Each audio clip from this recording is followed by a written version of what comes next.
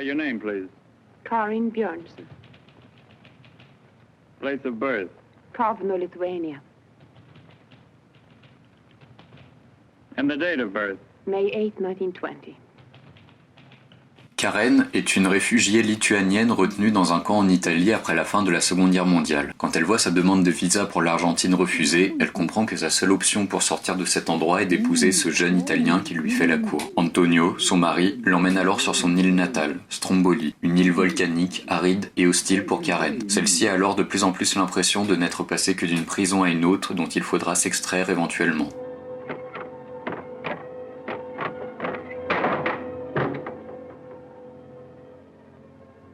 Soon everything like before. Before what? Qui c'erano un monte di forniture. Guarda. Look, come. This is bedroom.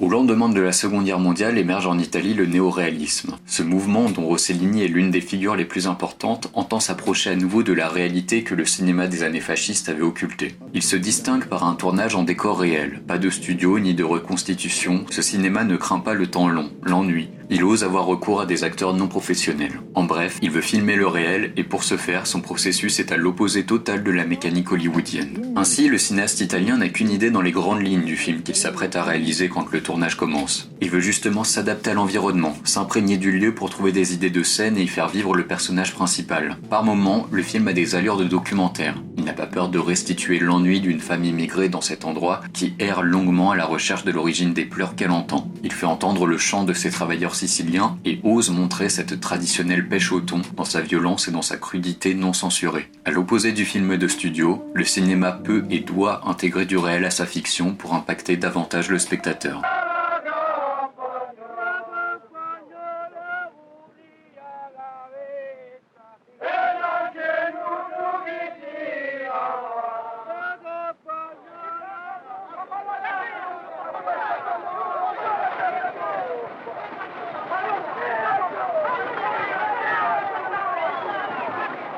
Stromboli est aussi un film politique. Il montre ouvertement la pauvreté de l'endroit. À la fois la pauvreté économique de cette Italie du Sud où les habitants ne rêvent que de partir aux États-Unis ou en Australie, mais aussi la pauvreté d'opportunités dans cet endroit fermé, sans divertissement, où tout le monde se connaît, s'observe et se juge. Et ce tout est augmenté par l'hostilité de ce volcan qui se réveille et parfois détruit physiquement l'endroit.